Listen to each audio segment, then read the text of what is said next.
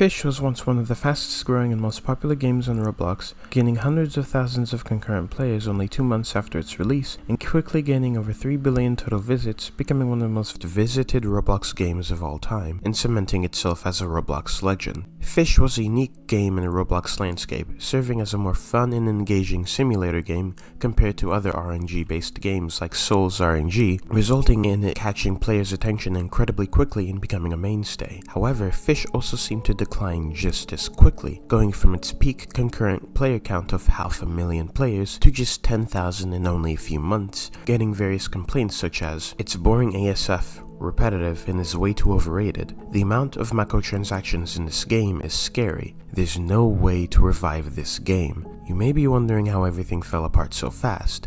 To find that out, we must go back to the beginning.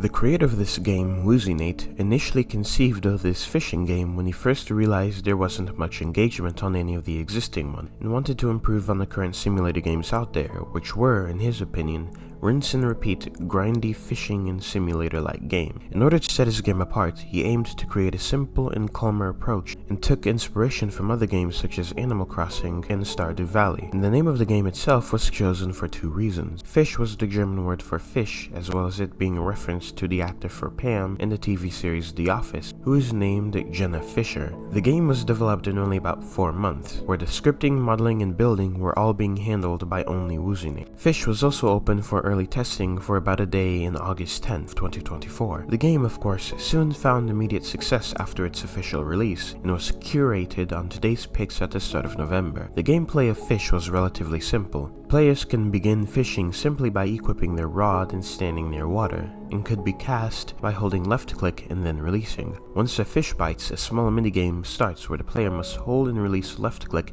in order to stay inside the moving rectangle. Once you've done it for long enough, the fish is successfully caught. Every fish will be put inside the bestiary and can be sold to merchants, and there are some fish that have mutations and can be sold for good money, which can be used to buy better fishing rod. Looking at this simple gameplay loop, it's pretty obvious why Fisch was such a success. It solved the often boring RNG aspect by giving players a more active way to engage with the game, as well as giving players multiple reasons to keep playing the game, such as wanting to collect all the fish, getting all the best stats, and even wanting to compete against other players. Essentially, Fisch kept giving a reason to keep coming back to the game. However, there's one very special event that happened that inevitably doomed such a seemingly perfect game to its ultimate downfall. On November 2nd, 2024, Fisch was acquired by an infamous studio called Do Big Studios, who had acquired other Roblox games such as A Dusty Trip, Baddies, and Grow a Garden. This studio is especially well known for filling the games they buy with many different microtransactions in order to squeeze as much money out of it as possible, usually killing the game and the player base in the process. The supposed reason why WoozyNate sold his game was because of the unexpected massive success in player base, which he wasn't prepared for at all. In order to provide the game with more resources and developers to satisfy the growing demands of the game, Nate ended up selling it. Needless to say, this did not go well for the game. The first most glaring problem with the game is the amount of microtransactions that have been forced into the game. Constant ways to spend Robux such as buying eggs, skin, and XP boosts have quickly appeared. For example, a part of the game is something called Secret Fish, which among other things tends to be incredibly rare, but those who are able to spend Robux will be able to get the rare fish much easier than otherwise. How this happens is Fisch now often sells bundles, where you can buy significant luck boost among other items, which will allow you to obtain the fish much more easily, sell it for lots of in-game cash, and gain a large advantage over the rest of the player base. And this is done every time a new fish of that type is added. They also lock items that should give somewhat basic functions to the player behind quests that would normally be incredibly difficult and time-consuming for a normal player to obtain. For example, in order to obtain the Glimmer Suit boots, which give you a faster walk speed, you have to catch 3 exotic fish,